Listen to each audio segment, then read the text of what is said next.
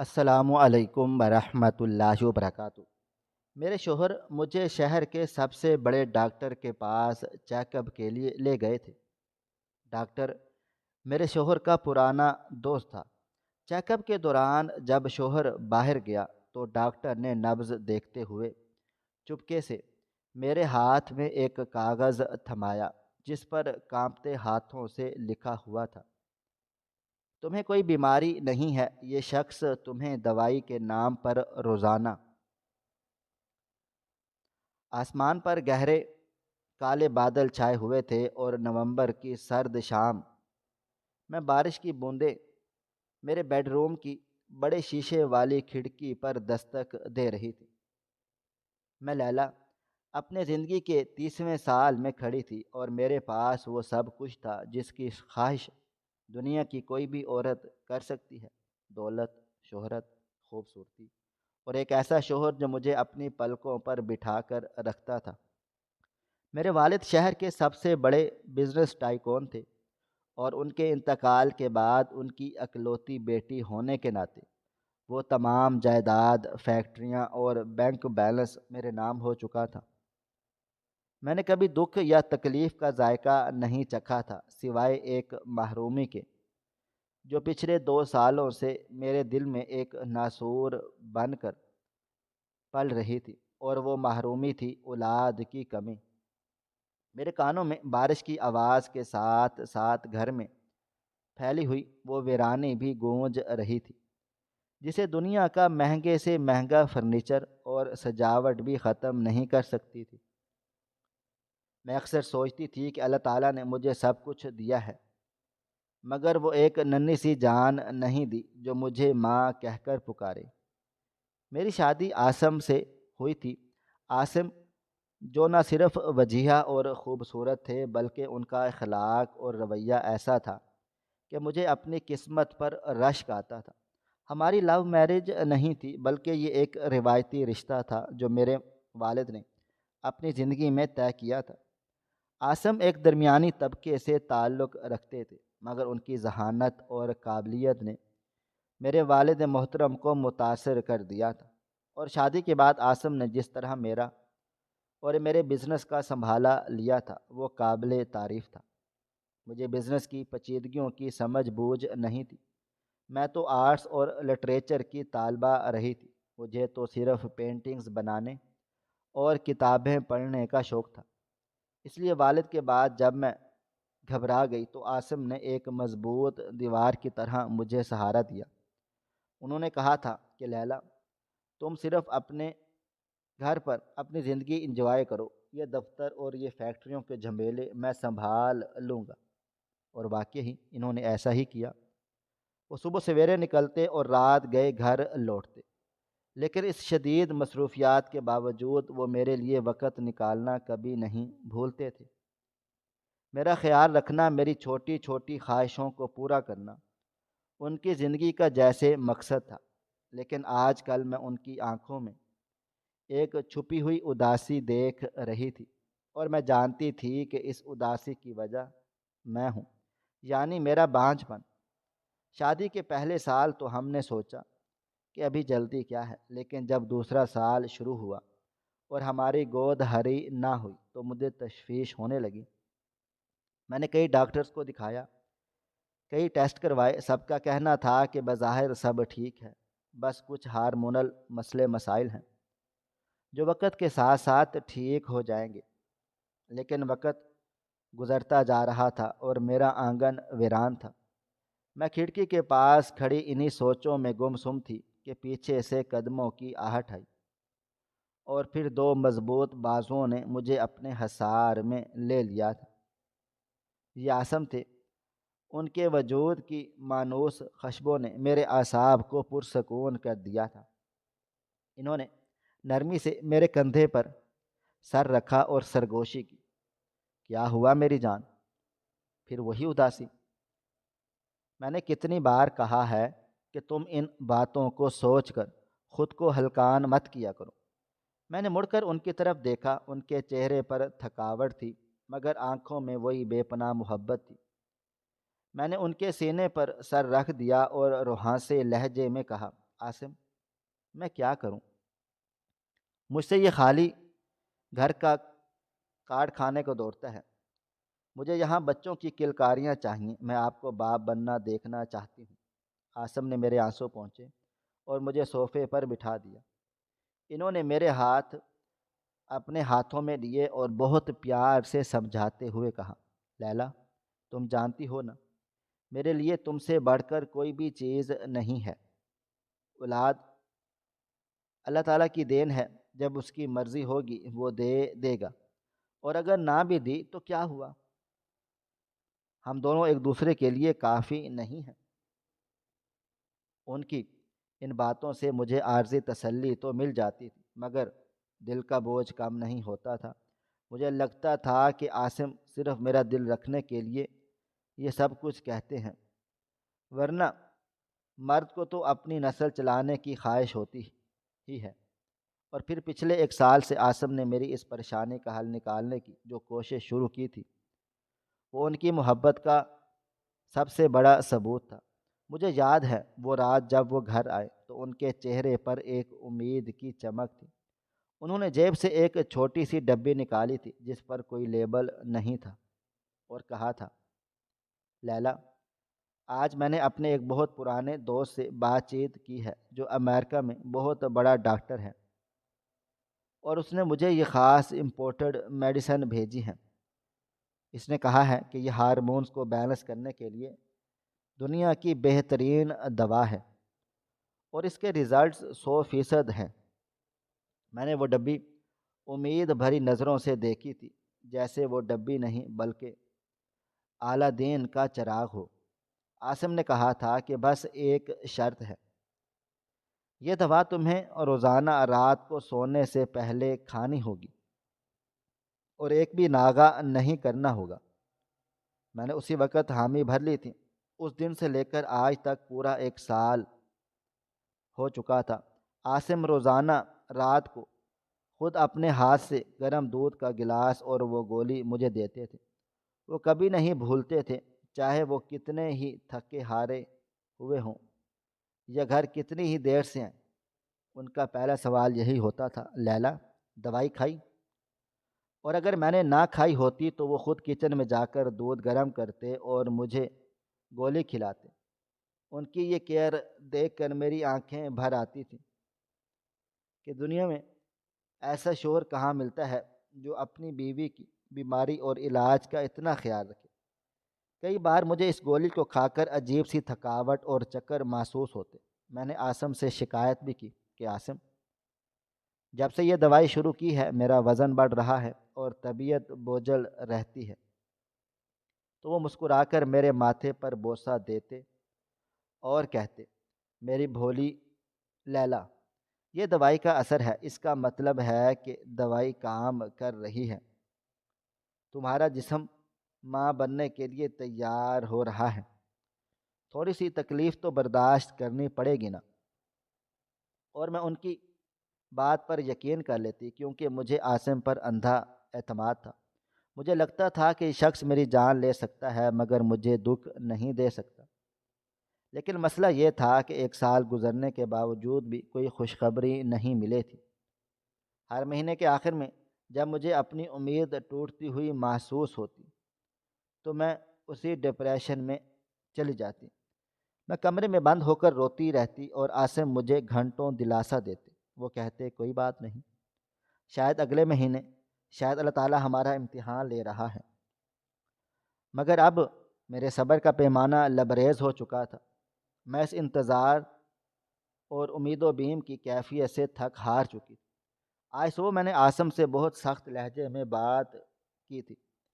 میں نے کہا تھا، عاصم، بس بہت ہو گیا، میں اب ان گولیوں پر انحصار نہیں کر سکتی، مجھے کسی اسپیشلسٹ کے پاس جانا ہے، مجھے پراپر ٹریٹمنٹ چاہیے۔ عاصم پہلے تو ٹال مٹول کرتے رہے کہ لیلا، یہ ڈاکٹر صرف پیسے لوٹتے ہیں، ان کے پاس کچھ بھی نہیں ہوتا، یہ دوائی بیسٹ ہے۔ مگر جب میں نے رونا شروع کر دیا اور کھانا پینا چھوڑ دیا تو وہ ہار مان گئے، اور شام کو جب وہ گھر آئے تو انہوں نے بتایا کہ انہوں نے شہر کے سب سے بڑے گائناکالوجسٹ اور فرٹیلیٹی اسپیشلسٹ ڈاکٹر سمیر سے اپوائنٹمنٹ لے لی ہے۔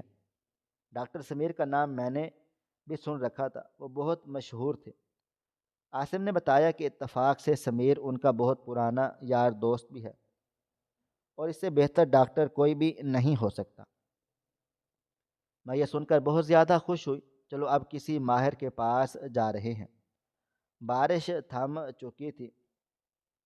عاصم نے مجھے تیار ہونے کا کہہ دیا تھا کہ میں نے اپنے لیے ہلکے گلابی رنگ کا سوٹ نکالا جو عاصم کو بہت پسند تھا۔ میں آئینے کے سامنے کھڑی خود کو دیکھ رہی تھی۔ میری آنکھوں کے گرد ہلکے پڑ گئے تھے، جو شاید مسلسل رونے اور ٹینشن کی وجہ سے تھے، مگر عاصم کہتے تھے کہ میں آج بھی اتنی ہی خوبصورت ہوں جتنی شادی والے دن تھی۔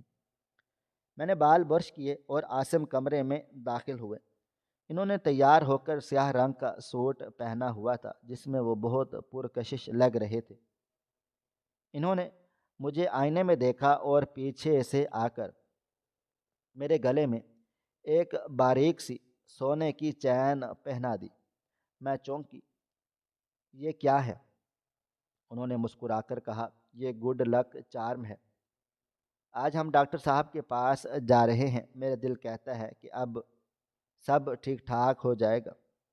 ان کی اس محبت پر میرا دل پسج گیا تھا۔ میں نے پلٹ کر ان کے ہاتھ چوم لیے تھے۔ عاصم، آپ اتنے اچھے کیوں ہیں؟ میں نے آپ کو کچھ بھی نہیں دیا سوائے پریشانی کے، اور آپ پھر بھی مجھ سے اتنی محبت کرتے ہیں۔ عاصم کی آنکھوں میں ایک عجیب سی چمک تھی جسے میں اس وقت سمجھ نہیں سکی۔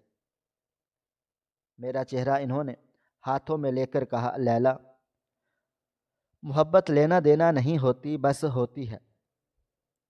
تم میری ذمہ داری ہو، تمہاری خوشی میری خوشی ہے۔ چلو اب دیر ہو رہی ہے۔ ہم گاڑی میں بیٹھے تو ڈرائیور نے گاڑی سٹارٹ کی۔ باہر کی سڑکیں بارش کے پانی سے گیلی تھیں اور سٹریٹ لائٹس کا عکس پانی میں جھل ملا رہا تھا۔ گاڑی میں ہلکی ہلکی موسیقی چل رہی تھی۔ عاصم ڈرائیونگ سیٹ کے ساتھ والی سیٹ پر بیٹھے میرا ہاتھ اپنے ہاتھ میں لیے ہوئے تھے۔ ان کا لمس مجھے ہمیشہ تحفظ کا احساس دلاتا تھا۔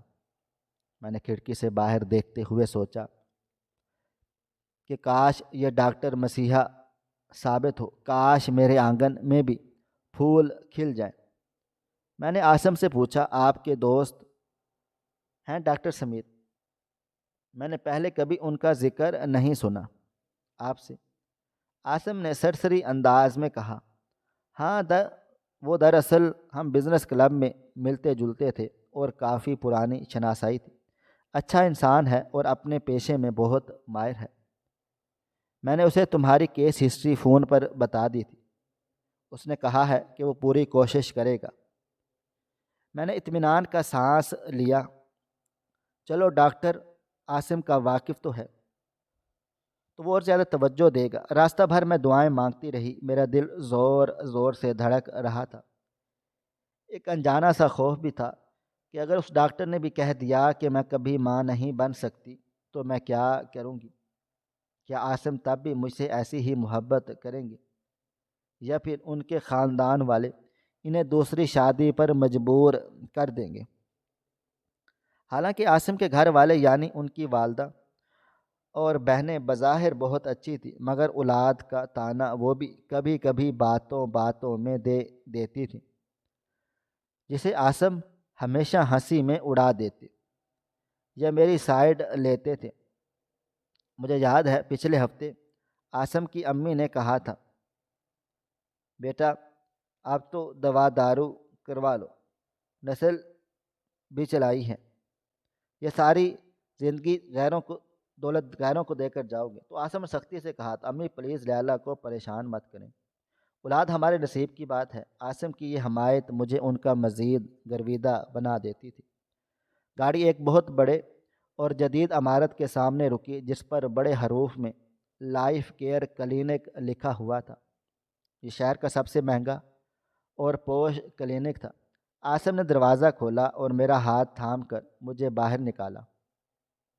بارش ابھی بھی بوندا باندی کی صورت میں برس رہی تھی۔ ٹھنڈی ہوا نے مجھے جھرجھری دلا دی تھی۔ عاصم نے اپنا کوٹ میرے کندھوں پر ڈال دیا۔ ٹھنڈک لگ جائے گی۔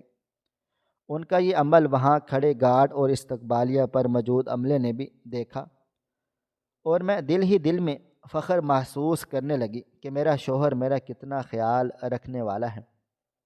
ہم لوگ اندر داخل ہوئے تو کلینک کا ماحول بہت ہی پرسکون اور نفیس تھا۔ استقبالیہ پر موجود لڑکی نے عاصم کو دیکھتے ہی پہچان لیا۔ جی سر، ڈاکٹر سمیر صاحب آپ کا انتظار کر رہے ہیں۔ آپ سیدھا پلیز ان کے کیبن میں چلے جائیں۔ عاصم نے میرا ہاتھ دبایا۔ چلو لیلا، ہمت رکھو، اللہ تعالیٰ بہتر کرے گا۔ ہم راہداری میں چلتے ہوئے ڈاکٹر کے کمرے کی طرف بڑھے تھے۔ میرے وہم و گمان میں بھی نہیں تھا کہ اس دروازے کے اس پار جو شخص بیٹھا ہوا ہے وہ صرف عاصم کا دوست نہیں بلکہ میرے ماضی کا بھی ایک بہت اہم باب ہے، اور یہ ملاقات میری زندگی کو ہمیشہ ہمیشہ کے لیے بدلنے والی ہے۔ میرا دل کسی انہونی کے خدشے سے لرز رہا تھا، مگر عاصم کا مضبوط ہاتھ میرے ہاتھ میں تھا، اس لیے میں نے خود کو تسلی دی کہ جب تک عاصم میرے ساتھ ہے مجھے کچھ بھی نہیں ہو سکتا۔ میں نے ایک گہرا سانس لیا اور عاصم نے ڈاکٹر کے کمرے کا دروازہ کھول دیا۔ عاصم نے جیسے ہی ڈاکٹر کے کمرے کا دروازہ کھولا، سامنے گھومنے والی کرسی پر ایک شخص فائل میں سر دیے بیٹھا ہوا تھا، جس نے سفید کوٹ پہن رکھا تھا اور گلے میں اسٹیتھوسکوپ لٹک رہا تھا۔ آہٹ پا کر اس نے سر اٹھایا تو میری نظریں اس کے چہرے پر جم گئی تھیں اور میرے حلق سے بے اختیار ایک ہی لفظ نکلا، سمیر۔ وہ بھی مجھے دیکھ کر اپنی کرسی سے ایسے اچھل پڑا جیسے اس نے کوئی بھوت دیکھ لیا ہو۔ اس کے ہاتھ سے پین گر گیا اور آنکھوں میں بے یقینی کی کیفیت امڑ آئی۔ لیلا، تم یہاں؟ ہم دونوں ایک دوسرے کو حیرت اور خوشی کی ملی جلی کیفیت میں دیکھ رہے تھے۔ کمرے میں چند لمحوں کے لیے خاموشی چھا گئی۔ عاصم جو میرے ساتھ کھڑے تھے حیرت سے کبھی مجھے دیکھتے اور کبھی سمیر کو۔ ان کے وہم و گمان میں بھی نہیں تھا کہ ان کی بیوی اور ان کا دوست ایک دوسرے کو پہلے سے ہی جانتے ہیں۔ عاصم نے لڑکھڑاتی ہوئی آواز میں پوچھا، تم دونوں ایک دوسرے کو جانتے ہو؟ سمیر نے خود کو سنبھالا اور اپنی میز کے گرد گھوم کر ہمارے قریب چلا آیا۔ اس کے چہرے پر ایک وسیع مسکراہٹ تھی، مگر اس کی آنکھوں میں ماضی کی کچھ پرچھائیاں تھیں۔ اس نے کہا، ارے عاصم، یہ تم کیا پوچھ رہے ہو؟ لیلا میری کالج فیلو تھی، ہم 4 سال ایک ہی کلاس میں رہے، بلکہ یونیورسٹی کی سب سے ذہین اسٹوڈنٹ تھی۔ مجھے یقین نہیں آ رہا کہ دنیا اتنی چھوٹی ہے اور عاصم کی بیوی تم ہو، لیلا۔ میں بھی اپنی حیرت پر قابو پانے کی کوشش کر رہی تھی۔ میرے لبوں پر مسکراہٹ آ گئی۔ ہاں سمیر، کتنا عرصہ گزر گیا، 5 سال ہو گئے۔ شاید میں نے سنا تھا کہ تم ڈاکٹر بن رہے ہو، مگر تم اتنے بڑے ڈاکٹر بن جاؤ گے اور عاصم کے دوست نکلو گے، یہ میں نے کبھی نہیں سوچا تھا۔ سمیر نے ہمیں بیٹھنے کا اشارہ کیا۔ بیٹھو بیٹھو، پلیز، کھڑے کیوں ہوں؟ ہم دونوں کرسیوں پر بیٹھ گئے تھے، مگر میں نے نوٹ کیا کہ عاصم کے چہرے کا رنگ اڑ چکا تھا۔ ان کی پیشانی پر باریک پسینے کے قطرے چمک رہے تھے۔ وہ بار بار اپنے کوٹ کا بٹن بند کر رہا تھا اور شاید کھول رہے ہوں، جو ان کی گھبراہٹ کی نشانی تھی۔ شاید انہیں یہ اتفاق پسند نہ آیا، شاید وہ اس بات سے ڈر رہے تھے کہ کہیں ہماری پرانی دوستی ان کی اہمیت کو کم نہ کر دے۔ میں نے عاصم کا ہاتھ تھام لیا تاکہ انہیں تسلی دے سکوں کہ وہ میرے لیے سب سے اہم ہیں۔ سمیر اپنی کرسی پر بیٹھ گیا۔ اس نے پانی کا گلاس پی کر خود کو پرسکون کر لیا۔ اس کی نظریں عاصم پر جم گئیں اور پھر میری طرف دیکھا۔ تو لیلا، سناؤ، کیسی گزر رہی ہے زندگی؟ میں نے سنا تھا کہ تمہاری شادی ہو گئی ہے، مگر یہ نہیں معلوم تھا کہ میرے دوست کے شاگرد سے ہوئی ہے۔ عاصم تو میرا بزنس کلب کا دوست ہے، ہماری ملاقاتیں وہیں ہوتی رہتی ہیں۔ اس نے کبھی تمہارا نام نہیں لیا، بس یہ بتاتا تھا کہ اپنی بیگم سے بہت پیار کرتا ہے۔ میں نے فخر سے عاصم کی طرف دیکھا اور کہا، ہاں سمیر، میں بہت زیادہ خوش قسمت ہوں، عاصم جیسا شوہر نصیب والوں کو ملتا ہے۔ انہوں نے مجھے کبھی کسی چیز کی کمی نہیں ہونے دی۔ میرے والد کے بعد انہوں نے جس طرح مجھے اور میرے بزنس کو سنبھالا ہے، میں الفاظ میں بیان نہیں کر سکتی۔ بس میری آواز دھیمی ہو گئی اور وہ پرانی اداسی پھر سے لوٹ آئی۔ بس ایک کمی ہے سمیر، جس کے لیے آج ہم تمہارے پاس آئے ہیں۔ سمیر کا چہرہ سنجیدہ ہو گیا اور وہ ایک بہترین ڈاکٹر کے روپ میں آ گیا۔ ہاں، عاصم نے مجھے بتایا تھا کہ کیس کے بارے میں، مگر مجھے معلوم نہیں تھا کہ مریضہ تم ہو۔ بتاؤ کیا مسئلہ ہے؟ میں نے عاصم کی طرف دیکھا جو اب بھی بہت بے چین لگ رہے تھے۔ وہ کرسی کے کنارے پر بیٹھے تھے اور ان کی نظریں سمیر سے چرا رہے تھے۔ میں نے سمیر کی طرف دیکھ کر کہا، تم تو جانتے ہو عاصم کتنے کیئرنگ ہیں۔ پچھلے 2 سال سے ہم اولاد کی کوشش کر رہے ہیں، مگر کوئی بھی نتیجہ نہیں نکلا۔ میں تو شاید ہار مان لیتی، مگر یہ عاصم ہی ہیں جنہوں نے مجھے ہمت دی ہے۔ یہ مجھ سے زیادہ بیتاب ہیں کہ ہمارے گھر میں بچے کی کلکاریاں گونجیں۔ پچھلے 1 سال سے یہ تمہارے پاس سے ہی تو میرے لیے دوائی لا رہے ہیں۔ یہ سنتے ہی سمیر کے ہاتھ میں پکڑا ہوا پیپر ویٹ ہلکا سا لرزا۔ اس نے چونک کر عاصم کی طرف دیکھا اور پھر مجھ سے پوچھا، کیا کہا تم نے؟ میرے پاس سے دوائی لا رہے ہیں؟ میں نے معصومیت سے کہا، ہاں ہاں، وہی امپورٹڈ گولیاں جو تم عاصم کو دیتے تھے کہ ہارمونز بیلنس ہو جائیں گے۔ عاصم روز رات کو اپنے ہاتھوں سے مجھے وہ گولی کھلاتے ہیں۔ مجال ہے کہ ایک دن بھی ناغہ کیا ہو۔ اتنا خیال تو کوئی ماں بھی اپنے بچے کا نہیں رکھ سکتی جتنا یہ آپ میرے رکھتے ہیں۔ یہ کہتے ہی کہ سمیر میرا دوست ہے، اس نے گارنٹی دی ہے کہ اس دوائی سے امید لگ جائے گی۔ میرے یہ الفاظ کمرے میں کسی بم کی طرح گرے۔ مجھے تو احساس نہیں ہوا، مگر سمیر کا چہرہ پتھر کا ہو گیا۔ اس کی آنکھوں میں ایک ایسی چمک آئی جیسے میں سمجھ نہیں سکی وہ غصہ تھا، حیرت تھی یا دکھ تھا۔ اس نے ایک گہری نظر عاصم پر ڈالی۔ عاصم کا چہرہ اب زرد پڑ چکا تھا، وہ بری طرح سے بکھلا گئے تھے۔ انہوں نے فوراً بات کاٹنے کی کوشش کی، ارے سمیر، وہ میں لیلا کو بتا رہا تھا کہ میں تم سے مشورہ کر کے لاتا ہوں دوائیاں۔ سمیر نے عاصم کو گھورا، مگر پھر فوراً اپنے تاثرات چھپا لیے۔ اس کے چہرے پر ایک عجیب سی پر اسراریت آ گئی تھی۔ اس نے مسکرانے کی ناکام کوشش کی اور کہا، ہاں ہاں، یاد آ گیا، وہ دوائیاں تو تم وہ دوائیاں باقاعدگی سے کھا رہی ہو لیلا؟ میں نے اس بات میں سر ہلا دیا، جی بالکل، ایک دن بھی میں نے نہیں چھوڑا، بلکہ عاصم خود کھلاتے ہیں۔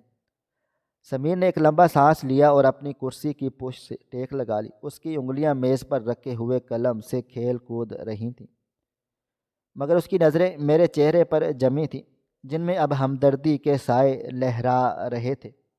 اس نے کہا، لیلا، اب تم میرے پاس آ گئی ہو، ٹینشن نہ لو، تم میری دوست بھی ہو اور بھابھی بھی۔ اب میں تمہارا علاج کروں گا اور مجھے امید ہے کہ بہت جلد خوشخبری مل جائے گی، لیکن اس کے لیے ہمیں پرانی دوائیاں بند کرنی ہوں گی اور کچھ نئے ٹیسٹ کروانے ہوں گے۔ عاصم نے سکھ کا سانس لیا، جیسے ان کی جان میں جان آئی ہو کہ سمیر نے بھرم رکھ لیا ہے۔ انہوں نے جلدی سے کہا، ہاں ہاں سمیر، جو تم کہو گے وہی کریں گے، بس تم بہترین علاج کرو، پیسے کی کوئی پرواہ نہیں ہے۔ سمیر نے عاصم کو ایک سرد نظر سے دیکھا اور پھر پیڈ اٹھا کر کچھ لکھنے لگا۔ میں فی الحال کچھ وٹامنز لکھ رہا ہوں، کچھ بلڈ ٹیسٹ ہیں جو تمہیں کل صبح نہار منہ کروانے ہیں، اور ہاں، وہ پرانی دوائی آج سے بالکل بند کر دو۔ سمیر لکھ رہا تھا، کہ اچانک آسم کے کوٹ کی جیب میں موبائل فون بجنے لگا۔ آسم نے موبائل فون نکالا اور سکرین دیکھ کر اس کے ماتھے پر شکن آئی۔ اوہ، آفس سے ارجنٹ کال ہے، میں ذرا باہر جا کر سن لوں، سگنل کا مسئلہ ہے یہاں پر۔ سمیر نے سر ہلا دیا۔ ہاں ہاں سنو۔ آسم تیزی سے اٹھ کر کیبن سے باہر نکل گئے اور شیشے کے دروازے کے اس پار جا کر فون سننے لگے۔ آسم کے جاتے ہی سمیر کا رویہ فوراً سے بدل گیا۔ اس نے قلم چھوڑا اور جھک کر میری طرف دیکھا۔ اس کی آنکھوں میں شدید بے چینی تھی۔ اس نے جلدی سے اپنے پیڈ سے ایک سادہ پرچی پھاڑی اور اس پر تیزی سے کچھ لکھا۔ میں حیرت سے اسے دیکھ رہی تھی۔ سمیر، کیا ہوا ہے؟ تم اتنے زیادہ پریشان کیوں لگ رہے ہو؟ اس نے اپنے ہونٹوں پر انگلی رکھ کر مجھے خاموش رہنے کا اشارہ کیا اور شیشے کے دروازے کی طرف دیکھا جہاں آسم بیٹھ گئے، کھڑے ہو کر فون سن رہے تھے۔ سمیر نے وہ پرچی میری طرف بڑھائی اور دبی ہوئی آواز میں کہا، لیلا یہ رکھ لو، اسے چھپا لو جلدی سے۔ میں بوکھلا گئی۔ یہ کیا ہے اور آسم سے چھپا کر کیوں؟ سمیر نے جت سختی سے کہا، سوال مت کرو لیلا، بس اسے اپنے پرس میں ڈال لو اور آسم کو مت بتانا کہ میں نے تمہیں کوئی الگ سے پرچی دی ہے، پلیز، میری دوستی کا واسطہ ہے۔ اس کے لہجے میں ایسی شدت اور التجا تھی کہ میں انکار نہ کر سکی۔ میں نے کانپتے ہاتھوں سے وہ پرچی اٹھائی اور اپنی مٹھی میں دبا لی اور پھر تیزی سے اپنے پرس کی اندرونی جیب میں ڈال دی۔ میرا دل زور زور سے دھڑک رہا تھا۔ یہ کیا ہو رہا تھا؟ سمیر میرے شوہر سے چھپ کر مجھے کیا دینا چاہتا ہے؟ کیا میری بیماری اتنی خطرناک ہے کہ وہ آسم کو بتانا نہیں چاہتا، یا کوئی اور بات ہے؟ ابھی میں نے پرچی چھپائی ہی تھی کہ دروازہ کھلا اور آسم اندر آ گئے۔ وہ لمحے سے پہلے ہی سے زیادہ ریلیکس ہو گئے تھے۔ سوری یار، کلائنٹ کا فون آ گیا تھا، ٹال نہیں سکتا تھا۔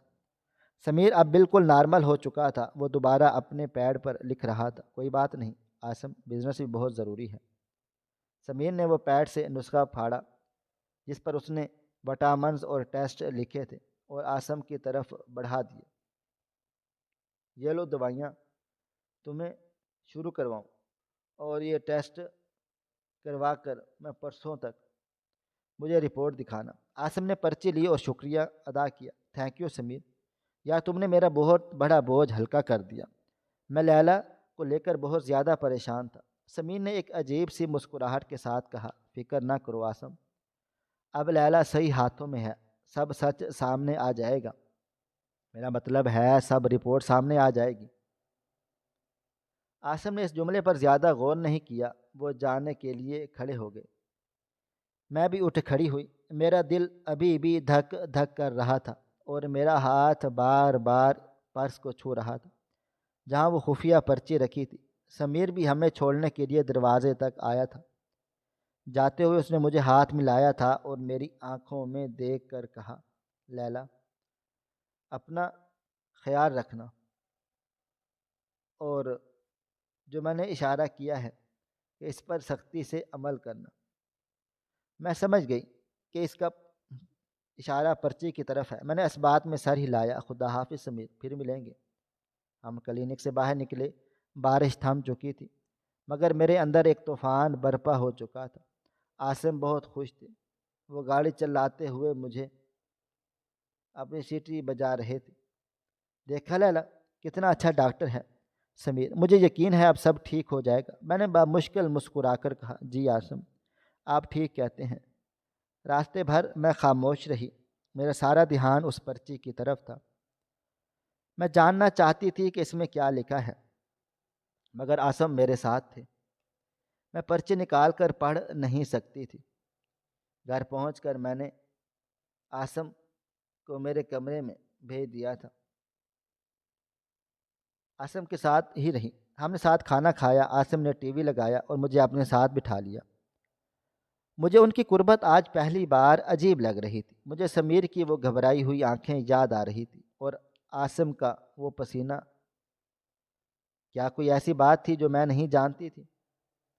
رات کو جب ہم سونے کے لیے لیٹے تو عاصم نے عادت کے مطابق کہا، ارے یار، کہاں کوئی دوائی کھائی ہی نہیں ہے تم نے؟ اوہ یاد آیا، سمیر نے منع کیا ہے، چلو آج چھٹی۔ وہ ہنسے اور لائٹ بند کر دی۔ اندھیرے میں میری بھی آنکھیں کھلی تھی، میں کروٹیں بدلتی رہ گئی کہ کب عاصم سوئیں اور میں اٹھ کر پرچی دیکھوں۔ مگر عاصم شاید آج بہت زیادہ خوش تھے یا تھکے ہوئے تھے، انہیں فوراً سے نیند آ گئی تھی۔ ان کے خراٹوں کی آواز سن کر میں نے سکھ کا سانس لیا، مگر پھر بھی ہمت نہیں ہوئی کہ لائٹ جلا کر وہ پرچی دیکھ لوں، کہیں ان کی آنکھ کا کبھی کوئی کھل نہ جائے اور وہ پوچھ نہ لے کہ یہ سب کیا ہے۔ میں نے سوچا کہ صبح جب یہ آفس جائیں گے تب میں آرام سکون سے پڑھوں گی۔ ساری رات اسی بے چینی میں گزری۔ صبح عاصم معمول کے مطابق اٹھے، ناشتہ تیار ہوئے، ناشتہ کیا اور میرے ماتھے پر بوسہ دیا۔ اچھا جان، میں آفس جا رہا ہوں اور واپسی پر تمہاری یہاں نئی دوائیاں لیتا آؤں گا، تم آرام کرنا۔ انہوں نے ہاتھ ہلایا اور باہر نکل گئے۔ میں نے جیسے ہی ان کی گاڑی کے گیٹ کے باہر نکلنے کی آواز سنی تھی تو میں بجلی کی طرح تیزی سے بیڈ روم میں بھاگی اور اپنا پرس الٹ پھلٹ دیا۔ ساری چیزیں بیڈ پر بکھر گئی، لپسٹک، چابیاں، ٹیشو پیپر، اور ان سب کے بیچ میں وہ سفید مڑی تڑی پرچی پڑی تھی۔ میں نے کانپتے ہاتھوں سے اسے اٹھایا اور کھولا۔ میرا دل حلق میں اٹکا ہوا تھا۔ اس میں کیا لکھا ہوا تھا؟ مجھے کینسر ہے، کیا میں نے کبھی ماں نہیں بن سکتی؟ میں نے پرچی سیدھی کی۔ اس پرچی پر سمیر کی گھسیٹ والی لکھائی میں کوئی دوائی کا نام نہیں بلکہ ایک لائن لکھی تھی اور نیچے موبائل فون نمبر تھا۔ میں نے پڑھا، لیلا، عاصم کے سامنے بات مت کرنا ممکن نہ تھا، پلیز یہ پرچی پڑھتے ہی مجھے فوراً سے اس نمبر پر کال کرو، بہت ضروری بات ہے، تمہاری زندگی کا سوال ہے۔ اور نیچے سمیر کا ذاتی نمبر درج تھا۔ یہ پڑھ کر میرے ہاتھوں سے جان نکل گئی۔ زندگی کا سوال؟ ایسا کیا راز تھا جو سمیر عاصم کے سامنے نہیں بتا سکتا تھا؟ اور عاصم تو اس کا دوست تھا، پھر یہ چھپن چھپائی کیوں؟ میرے دل و دماغ میں ہزاروں وسوسے سر اٹھانے لگے۔ میں نے فوراً اپنا موبائل فون اٹھایا اور کانپتی انگلوں سے سمیر کا نمبر ڈائل کیا۔ دوسری طرف سے پہلے ہی گھنٹی پر فون اٹھا لیا گیا، جیسے ہی وہ میرے فون کا انتظار کر رہا ہو۔ ہیلو لیلا، سمیر کی آواز میں شدید تشویش تھی۔ ہاں سمیر، میں لیلا بول رہی ہوں، عاصم چلے گئے ہیں، بتاؤ کیا بات ہے؟ تم نے تو مجھے اتنا ڈرا دھمکا دیا ہے۔ اور سمیر نے گہری سانس لیا اور کہا، لیلا، جو میں بتانے جا رہا ہوں اسے سن کر شاید تمہیں یقین نہ آئے، لیکن میری بات غور سے سننا اور بیچ میں فون مت کاٹنا۔ تمہارے شوہر عاصم، اس کی بات ابھی ادھوری تھی کہ میرے کمرے کا دروازہ زور زور سے کھلا اور سامنے ملازمہ کھڑی تھی۔ بیگم صاحبہ، مالی پوچھ رہا ہے کہ میں نے اسے ڈانٹ دیا، جاؤ یہاں سے، دروازہ بند کرو۔ وہ سہم کر بھاگ گئی۔ میں نے دوبارہ فون کان سے لگایا کہ ہاں سمیر بولو، کیا ہوا عاصم کو؟ سمیر کی آواز اب بہت بھاری اور سنجیدہ تھی۔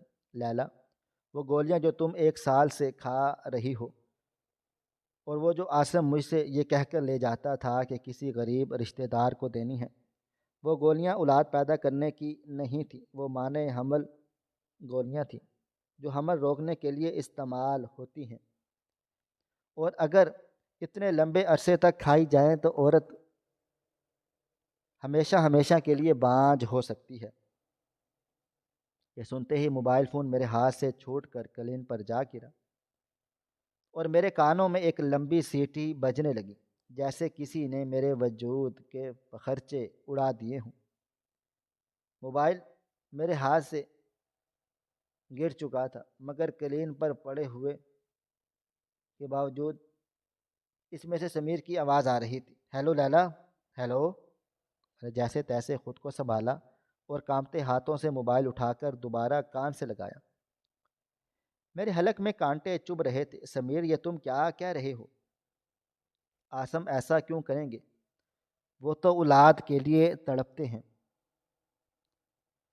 سمیر کی آواز میں اب غصہ اور دکھ دونوں شامل تھے۔ لیلا، تم بہت بھولی ہو، سیدھی سادی ہو۔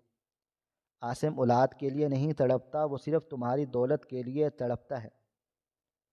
میں نے ابھی ہسپتال کے ریکارڈز چیک کروائے ہیں اور اپنے کچھ ذرائع ہسپتال میں استعمال کیے ہیں۔ عاصم کی پچھلی زندگی کا جو سچ میرے سامنے آیا ہے وہ تمہارے ہوش اڑا دے گا۔ عاصم کنوارا نہیں ہے، اس کی پہلے سے ایک بیوی اور 2 بچے ہیں جو دوسرے شہر میں رہتے ہیں۔ اس نے تم سے شادی صرف تمہارے والد کی جائیداد ہتھیانے کے لیے کی تھی، اور وہ نہیں چاہتا کہ تم سے اس کا کوئی بھی بچہ ہو، کیونکہ اگر تمہارا بچہ ہو گیا تو وہ قانونی وارث بن جائے گا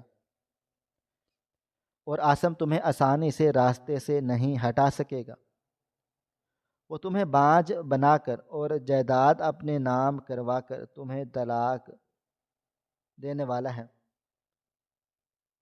سمیر کے الفاظ پگھلے ہوئے شیشے کی طرح کانوں پر پڑ رہے تھے۔ میری آنکھوں کے سامنے اندھیرا چھا گیا۔ وہ محبت، وہ رات کا گرم دودھ، وہ ماتھے کا بوسہ، سب ایک دھوکہ تھا، سب ایک ڈرامہ تھا۔ سمیر نے کہا، لیلا، اگر تمہیں یقین نہیں آ رہا تو عاصم کے اس نیلے بریف کیس کی تلاشی لو جسے وہ ہمیشہ لاک میں رکھتا ہے اور کہتا ہے کہ اس میں آفس کے ضروری کاغذات۔ مجھے پورا یقین ہے کہ تمہیں وہاں وہ ثبوت مل جائیں گے جو تمہاری آنکھیں کھول دیں گے۔ میں فون بند کر رہا ہوں، بس اپنا خیال رکھنا اور اس شخص کے ہاتھ سے اب پانی بھی مت پینا۔ فون بند ہو گیا اور میں وہیں زمین پر بیٹھی رہ گئی۔ میرا جسم سن ہو چکا تھا، مگر پھر میرے اندر ایک ایسی آگ بھڑکی جس نے میرے آنسو خشک کر دیے۔ میں اٹھی اور سیدھا ڈریسنگ روم میں چلی گئی، جہاں الماری کے اوپر والے خانے میں عاصم کا وہ نیلا بریف کیس رکھا تھا جسے چھونے کی مجھے اجازت نہیں تھی۔ میں نے ہتھوڑی لی اور دیوانگی کے عالم میں اس کا لاک توڑ دیا۔ بریف کیس کھلا تو اندر نوٹوں کی گڈیاں نہیں تھیں، بلکہ فائلیں اور تصویریں تھیں۔ میں نے لرزتے ہاتھوں سے ایک البم اٹھایا، اس میں عاصم اور ایک اور عورت کے ساتھ دلہا بنا کھڑا تھا، اور اگلی تصویروں میں وہ 2 بچوں کے ساتھ کھیل کود رہا تھا۔ ان تصویروں کے نیچے تاریخیں درج تھیں جو ہماری شادی سے 3 سال پہلے کی تھیں، اور پھر مجھے وہ کاغذات ملے جو میرے قتل کے پروانے تھے۔ یہ طلاق کے کاغذات تھے جو تیار رکھے تھے، اور ایک طلاق نامہ تھا جس میں لکھا تھا کہ میرے مرنے کے بعد طلاق یا کی صورت میں بعد میں میری تمام جائیداد عاصم کے نام ہو جائے گی۔ میرا سر چکرانے لگا۔ تو یہ تھا میرا مسیحا، یہ وہ شخص تھا جسے میں دیوتا سمجھا۔ یہ روز رات کو مجھے زہر دیتا رہا اور میں اسے امرت سمجھ کر پیتی رہی۔ میرا دل چاہا کہ ابھی چیخوں اور گھر سر پر اٹھا لوں، مگر نہیں، میں ایسا نہیں کر سکتی۔ میں نے گہرا سانس لیا اور سب چیزیں واپس رکھ دی اور بریف کیس کو ویسے ہی سامنے رکھ دیا جیسے وہ بند ہو۔ اب مجھے وہ کھیل کھیلنا تھا جو عاصم مجھ سے کھیل رہا تھا۔ شام کو جب عاصم گھر واپس آئے تو ان کے ہاتھ میں مٹھائی کا ڈبہ تھا اور چہرے پر وہی مصنوعی مسکراہٹ تھی۔ لیلا جان، دیکھو، میں آج تمہارے لیے دوائیاں لے کر آیا ہوں، اور آج میں ایک بہت زیادہ خوشخبری بھی ہے۔ انہوں نے مٹھائی کا ڈبہ میز پر رکھا اور میرے پاس صوفے پر بیٹھ گئے۔ میں نے نفرت سے کو مسکراہٹ کے نقاب میں چھپا لیا اور کہا، کیا خوشخبری ہے عاصم؟ انہوں نے جیب سے کچھ کاغذات نکالے اور کہا، آج فیکٹری کے ٹرانسفر کے معاملات مکمل ہو گئے ہیں، بس اس آخری کاغذ پر تمہاری سائن چاہیے تاکہ ٹیکس بچانے کے لیے میں اسے اپنے نام پر ہینڈل کر سکوں، اور تم تو جانتی ہو یہ سب کچھ قانونی کارروائی ہے۔ میں نے ان کاغذات کو دیکھا، یہ وہی کاغذات تھے جن کا ذکر سمیر نے کیا تھا۔ میں نے مسکرا کر پین اٹھایا اور کہا، عاصم، آپ جو کہیں گے میں وہی کروں گی، مگر پہلے مجھے وہ دوائی تو دیں، آج کی خوراک ابھی باقی ہے۔ عاصم کی آنکھوں میں چمک آ گئی تھی۔ انہوں نے جلدی سے اپنی جیب سے وہی تڑکا نکالا تھا، وہی پتا نکالا اور پانی کا گلاس میری طرف بڑھایا۔ یہ لو میری جان، مجھے تمہاری یہی ادا تو پسند ہے، تم میرا کہا نہیں ٹالتی۔ میں نے وہ گولی ہاتھ میں لی اور پانی ہونٹوں سے لگایا، مگر پینے کی بجائے میں نے پانی کا بھرا ہوا گلاس عاصم کے منہ پر دے مارا۔ پانی اور گولی ان کے چہرے پر اور مہنگے سوٹ پر بکھر گیا۔ عاصم ہکا بکا رہ گئے۔ لیلا، یہ کیا بدتمیزی ہے، پاگل ہو گئی ہو کیا؟ میں کھڑی ہو گئی اور اپنی پوری طاقت سے ان کے منہ پر ایک تھپڑ مارا جس کی گونج پورے کمرے میں پھیل گئی۔ ہاں، میں پاگل ہو گئی تھی جو تم جیسے ناگن کو پالتی رہی۔ میں نے بھاگ کر وہ نیلا بریف کیس اٹھایا اور اب اسے الٹا کر دیا۔ عاصم کی بیوی اور بچوں کی تصویریں اور طلاق کے کاغذات فرش پر بکھر گئے۔ عاصم کا رنگ فاق ہو گیا۔ وہ بت بن کر ان تصویروں کو دیکھنے لگا۔ یہ تمہیں کہاں سے ملی؟ وہ ہکلائے۔ یہ میری قسمت تھی عاصم نے، جس نے مجھے تمہاری اصلیت دکھا دی۔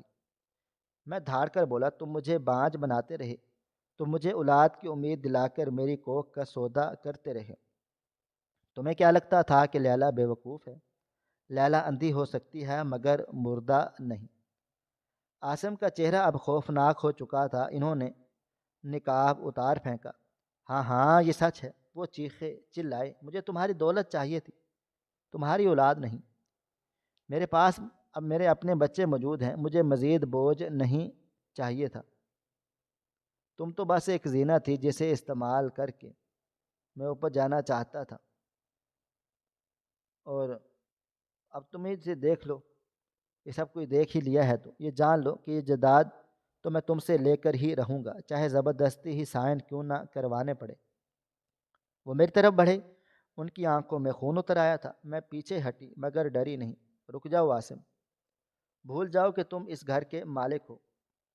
اسی لمحے دروازے پر پولیس کے بھاری بوٹوں کی آواز آئی اور انسپکٹر صاحب اپنے دستے کے ساتھ اندر داخل ہوا تھا۔ عاصم وہیں جم گئے۔ ان کے پیچھے ڈاکٹر سمیر بھی کھڑے ہوئے تھے۔ تم؟ عاصم نے سمیر کو دیکھ کر کہا، تم نے غداری کی ہے۔ سمیر آگے بڑھا اور حکومت سے عاصم کی منہ پر تھوکا۔ اپنے دوست کا سہارا ہوتے ہیں۔ عاصم قاتل نہیں، میں نے تمہاری وہ دوائیاں لیبارٹری ٹیسٹ کروا لی ہیں اور تمہارے خلاف فراڈ اور قتل کی کوشش کا مقدمہ درج ہو چکا ہے۔ پولیس نے عاصم کو ہتھ کڑی لگا دی۔ عاصم چیختا رہا، چلاتا رہا کہ یہ سب جھوٹ ہے، مگر ثبوت فرش پر بکھرے پڑے تھے۔ جب پولیس اسے گھسیٹتے ہوئے لے کر جا رہی تھی تو میں نے کہا، رکو۔ پولیس رک گئی۔ میں عاصم کے قریب گئی اور اس کی آنکھوں میں آنکھیں ڈال کر کہا، تمہیں اولاد چاہیے تھی نا، تمہیں وارث چاہیے تھے نا، جاؤ اب جیل کی سلاخوں کو اپنا وارث بناؤ۔ میں نے تمہاری پہلی بیوی کو سب کچھ بتا دیا ہے اور وہ بھی تمہارے خلاف گواہی دینے آ رہی ہے۔ تم نے 2 گھر اجاڑے تھے اور اب تمہارا گھر آباد نہیں رہا۔ عاصم کو ڈاکٹر صاحب لے گئے تھے، اپنے ساتھ لے گئے اور پھر گھر میں پھر سے وہی سناٹا چھا گیا، مگر یہ سناٹا ویران نہیں تھا، یہ سکون کا سناٹا تھا۔ سمیر نے میرے کندھے پر ہاتھ رکھا۔ تم ٹھیک ہو لیلا؟ میں نے آنسو پہنچے اور مسکرائی۔ ہاں ہاں سمیر، میں ٹھیک ہوں۔ میں نے ایک اولاد کھوئی ہے جو کبھی تھی ہی نہیں، مگر میں نے اپنی زندگی پالی ہے۔ باہر بارش تھم چکی تھی اور بادل چھٹ رہے تھے۔ میں نے کھڑکی سے باہر دیکھا اور ایک نئی صبح کا سورج نکل رہا تھا جو مجھے بتا رہا تھا کہ اندھیرا چاہے کتنا ہی گہرا کیوں نہ ہو، سویرا ضرور ہوتا ہے۔ ناظرین، آپ کو ہماری آج کی کہانی کیسی لگی؟ کومنٹ باکس میں اپنی رائے کا اظہار ضرور کریں۔ مزید اس طرح کی سبق آموز کہانیاں سننے کے لیے ہماری ویڈیوز کو لائک کریں، شیئر کریں اور ہمارے چینل ایس ایف سٹوریز کو ضرور سبسکرائب کر لیں۔ ملتے ہیں کل ایک نئی اور دلچسپ کہانی کے ساتھ، تب تک اپنا ڈھیر سارا خیال رکھیے گا۔ اللہ حافظ۔